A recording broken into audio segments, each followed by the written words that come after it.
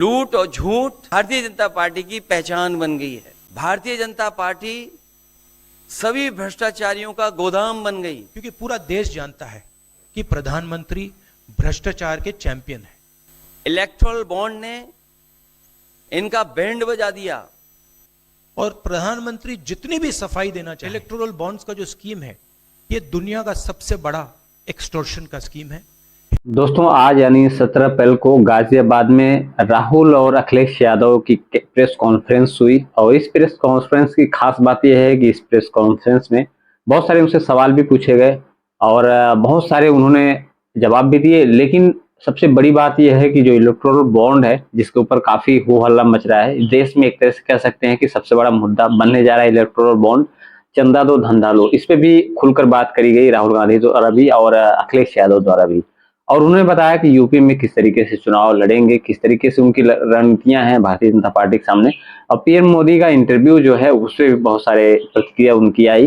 जो पीएम मोदी ने इंटरव्यू में जो चीज बताया था इलेक्टोरल बॉन्ड से रिलेटेड, हालांकि वो इंटरव्यू नहीं देते हैं, लेकिन एएनआई के शायद किसी पत्रकार को उन्होंने इंटरव्यू दिया, जिसकी चर्चा बहुत तेजी से। और दूसरी बात की सबसे बड़ी बात इलेक्टोरल बॉन्ड की है, जो कि इस देश का एक गर्माता हुआ मुद्दा दिखाई दे रहा है, बहुत तेजी से सोशल मीडिया पे वायरल भी हो रहा है। तो उस पर भी आपको वीडियो भी दिखाएंगे, लेकिन इससे पहले एक जानकारी आपको दें कि कह सकते हैं आप, मायावती इस समय मायावती जो है बीएसपी पार्टी के मुखिया, वो इस समय कहीं ना कहीं कुछ उनके तेवर जो है अलग ही दिखाई दे रहे हैं। और जिन सीटों पे भी उम्मीदवार उनके आ रहे हैं, यूपी की मैं बात अगर करूं तो उन सीटों पे कहीं न कहीं उनके उम्मीदवारों से बीजेपी को काफी ज्यादा नुकसान होने वाला है। फिलहाल आज की वीडियो में पहले अखिलेश और राहुल की प्रेस कॉन्फ्रेंस की वीडियो आप देखिए और फिर उसके बाद बताते हैं आपको। सबसे पहले मैं अपने प्रेस के साथियों को आपके माध्यम से पूरे देश और प्रदेशवासियों को मैं रामनवमी की बहुत बहुत बधाई और शुभकामनाएं देता हूं। ऐसा त्योहार, ऐसे दिन जहां से अच्छी शुरुआत होती है। मुझे खुशी है इस बात की कि आज कांग्रेस पार्टी के नेता राहुल गांधी जी और समाजवादी पार्टी की आज हम मिलकर के प्रेस कर रहे हैं।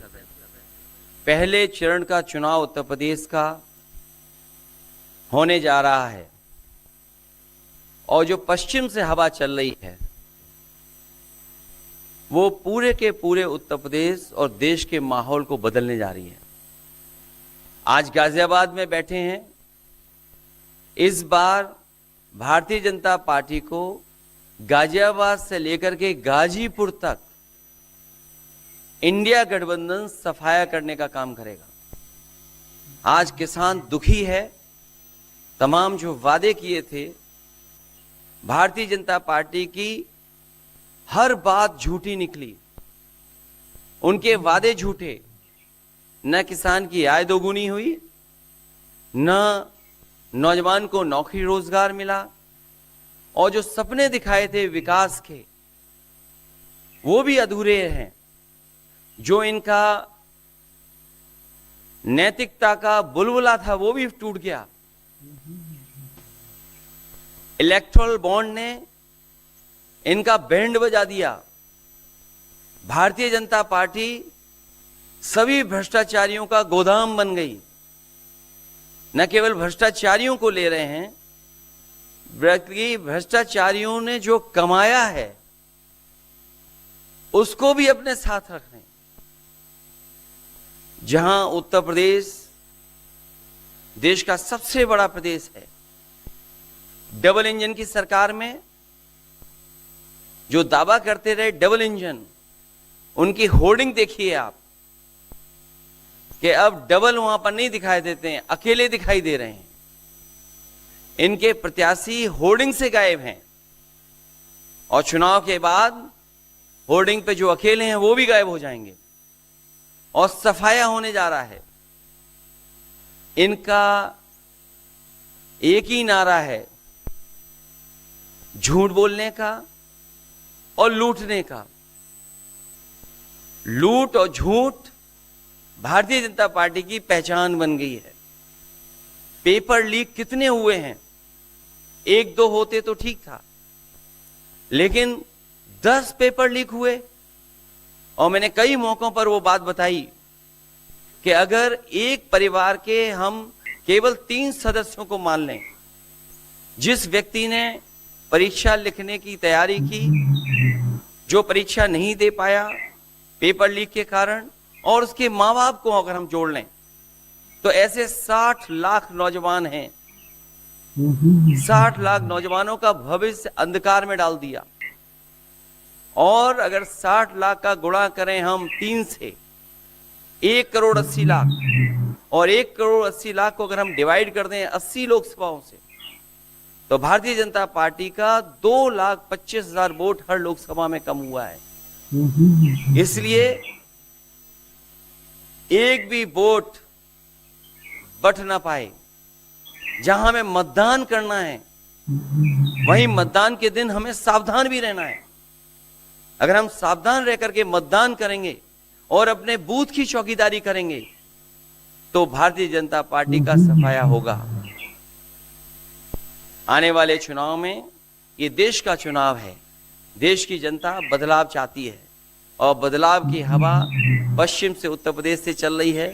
और मुझे पूरा उम्मीद है आने वाले समय में इंडिया गठबंधन और नई सरकार देश में दिखाई देगी।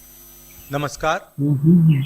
रामनवमी की आप सबको, देश को बहुत बहुत शुभकामनाएं। ये चुनाव विचारधारा का चुनाव है। एक तरफ आरएसएस और बीजेपी, जो संविधान है, लोकतांत्रिक सिस्टम है, उसको खत्म करने की कोशिश कर रही है, और दूसरी तरफ इंडिया गठबंधन, कांग्रेस पार्टी संविधान को, लोकतंत्र को डिफेंड करने की कोशिश कर रही है, उसकी रक्षा कर रही है। चुनाव में 2-3 बड़े मुद्दे हैं। सबसे बड़ा बेरोजगारी, दूसरे नंबर पर महंगाई, भागीदारी। मगर बीजेपी 24 घंटा डिस्ट्रैक्शन करने में लगी रहती है। कभी प्रधानमंत्री समुद्र के नीचे चले जाते हैं, कभी आसमान में सी प्लेन पे चले जाते हैं, मगर जो मुद्दे हैं उनके बारे में ना प्रधानमंत्री ना बीजेपी बात करती है। कुछ दिन पहले प्रधानमंत्री ने ANI को बहुत लंबा इंटरव्यू दिया। स्क्रिप्टेड था, मगर फ्लॉप शो था। प्रधानमंत्री जी ने उसमें इलेक्टोरल बॉन्ड्स समझाने की कोशिश की। प्रधानमंत्री जी कहते हैं कि इलेक्टोरल बॉन्ड्स का सिस्टम ट्रांसपेरेंसी के लिए लाया गया, राजनीति को साफ करने के लिए लाया गया। अगर ये सच है तो उस सिस्टम को सुप्रीम कोर्ट ने रद्द क्यों किया? और दूसरी बात, अगर आप ट्रांसपेरेंसी लाना चाहते थे तो जिन लोगों ने आपको पैसा दिया, बीजेपी को पैसा दिया, हजारों करोड़ रुपए दिए, उनका नाम आपने क्यों छुपाया था? और जिन तारीखों पे उन्होंने आपको पैसा दिया, उसको आपने क्यों छुपाया था? पता लगता है हजारों करोड़ रुपए का कॉन्ट्रैक्ट किसी कंपनी को मिलता है, उसके एकदम बाद वो कंपनी बीजेपी को पैसा देती है। सीबीआई की इंक्वायरी होती है, ईडी की इंक्वायरी होती है, किसी कंपनी पर शुरू होती है, उसके 10-15 दिन बाद कंपनी करोड़ों रुपए बीजेपी को देती है, और फिर सीबीआई की इंक्वायरी, ईडी की इंक्वायरी बंद हो जाती है। सड़क पे इसको एक्सटॉर्शन कहते हैं, एक्सटॉर्शन कहते हैं सड़क पे। तो ये जो है इलेक्टोरल बॉन्ड्स का जो स्कीम है, ये दुनिया का सबसे बड़ा एक्सटॉर्शन का स्कीम है। हिंदुस्तान के सारे बिजनेसमैन इस बात को समझते हैं, जानते हैं। और प्रधानमंत्री जितनी भी सफाई देना चाहें, कोई फर्क नहीं पड़ने वाला है, क्योंकि पूरा देश जानता है कि प्रधानमंत्री भ्रष्टाचार के चैंपियन है। धन्यवाद। तो दोस्तों, देखा आपने किस तरीके से अखिलेश यादव और राहुल एक साथ फिर से आए हैं और एक तरह से कह सकते हैं कि इंडिया गठबंधन को आगे बढ़ाने की कोशिश कर रहे हैं और भारतीय जनता पार्टी की सरकार को गिराने की कोशिश है। कहीं न कहीं लक्ष्य है कि अब की बार राहुल गांधी या कांग्रेस पार्टी द्वारा सरकार बनाई जाए केंद्र में। अब देखिए आने वाले टाइम में क्या होता है क्या नहीं होता है, ये चीजें बात की बात है। लेकिन कह सकते हैं आप इस टाइम पे जो है, इनके अलावा अगर बात करें बीएसपी पार्टी की, तो बीएसपी पार्टी भी काफी ज्यादा फेरबदल करती हुई अब की बार नजर आ रही। इस चुनाव की बात करें तो पिछले चुनाव में तो ऐसे प्रत्याशी बीएसपी द्वारा उतारे गए थे जिससे कहीं बहुत ज्यादा नुकसान हो रहा था समाजवादी पार्टी को या अन्य दल को।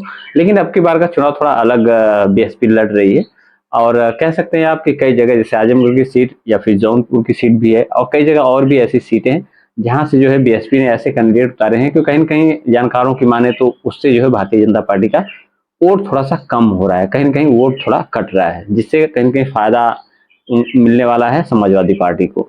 तो वो सब जानेंगे अगली वीडियो में। फिलहाल आज की वीडियो पे क्या प्रतिक्रिया आप करना चाहते हैं, किस तरीके का इन लोगों का साथ अब की बार होने वाला है इस चुनाव में, ये जरूर कमेंट सेक्शन में बताइएगा और नए हैं तो चैनल को सब्सक्राइब करके सपोर्ट भी करिएगा। मिलते हैं नेक्स्ट वीडियो में, तब तक के लिए जय हिंद।